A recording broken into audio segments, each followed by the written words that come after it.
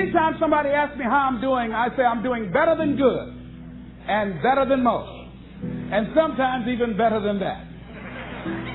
Let me tell you where I got that from. When I was involved in broadcasting, I used to have the first hour of my show as a disc jockey in Columbus, Ohio.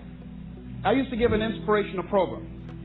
And there was a lady that used to call me by the name of Audrey Palmore. Audrey worked at University Hospital. Audrey was an enthusiastic personality that everybody liked her. I mean, she had a radiant smile, and she was just one of those people. You ever meet one of those people that everybody just liked them? She was one of those kind of folks. Audrey became stricken with muscular sclerosis at a very young age. And after a while, she became confined to a wheelchair. She had children. And because of her physical deterioration, she could no longer take care of her children, and she had to be confined to a nursing home, Alum Creek Nursing Home on Nelson Avenue in Columbus, Ohio. Audrey used to have the nurses at the hospital call the radio station and put the phone to her ear, and she would ask for a certain request, and I would ask her to say a few words to the listening audience.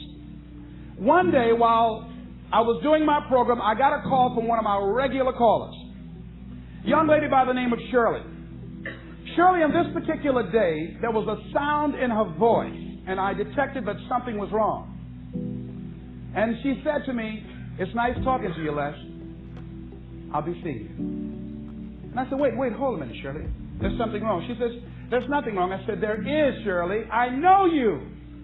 Come on, Shirley, what's wrong?" Well, Shirley had been diagnosed as having cancer of the breast. And they told her that she had a 60-40 chance of not surviving. During the time that she had had her medical examination, her husband had become distant. Through the pressure of losing her husband and the illness, she just felt, hey, I'm not the kind of person that can handle suffering. And I'd rather just end it quickly. She was at a critical point in her life, and this is the option that she decided to take.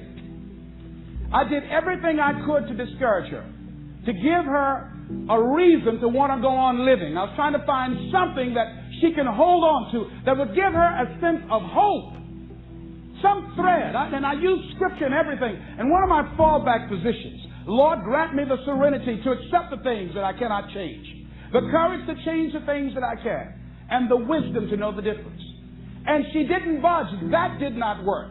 And I was out of my arsenal of what can I do to hold on to her, to get her to change her mind, to create a shift in her thinking. And the thought came to me. I said, "Shirley, could you wait until tomorrow?" She waited for a long time before she answered. She said, "Why tomorrow?" I said, "Because if you wait until tomorrow, I'd like to take you by to see Audrey Palmore. You remember Audrey that I talk about all the time on the air?" She said, "Yes, I like her. I would like to meet her." And she met me at the Alum Creek Nursing Home, and when we got there, we were both very silent because I'd made a pact with her that if this was not enough to discourage her from taking her life, then I would honor our agreement and I would just release her. And I was going to talk to somebody else to try and get her. I didn't tell her that.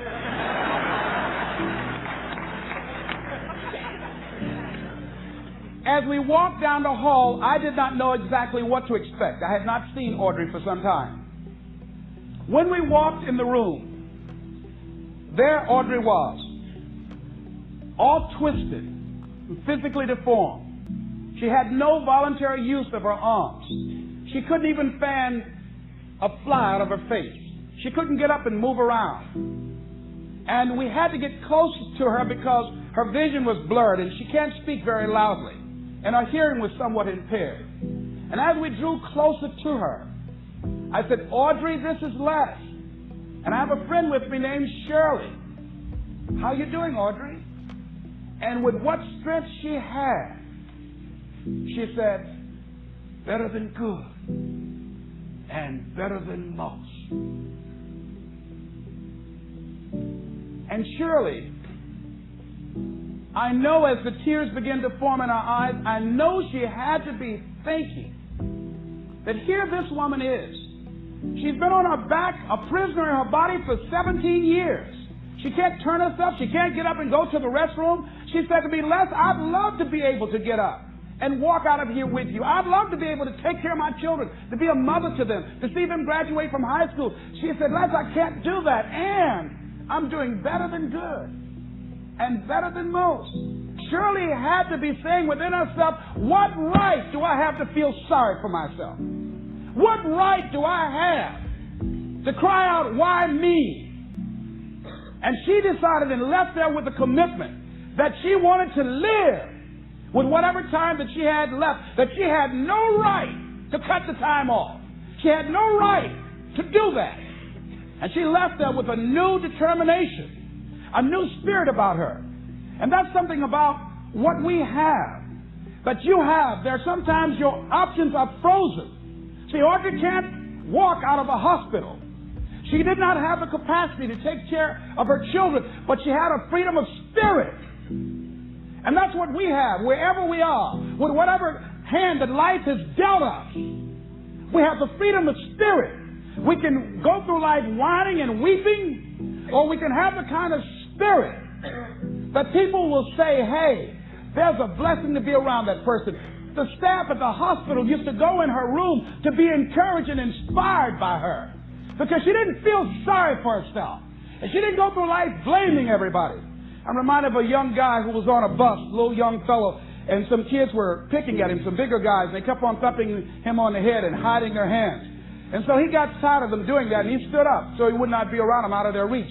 And they took him and said, sit down, and set him down. And he stood back up and said, I don't want to sit down. They said, sit down. Didn't we tell you? And they pushed him back down. I don't want to sit down. They said, sit down. And they held him down.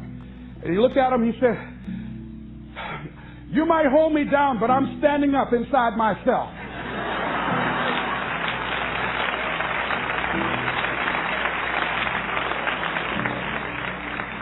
And what we have got to do is know that there's something about you, there's something about us, there's a power in you that regardless of what happens to you, you can stand up inside of yourself. I think that's what the poet meant when he says, out of the night that covers me, black as a pit from pole to pole, I thank whatever gods there may be for my unconquerable soul. You have an unconquerable soul.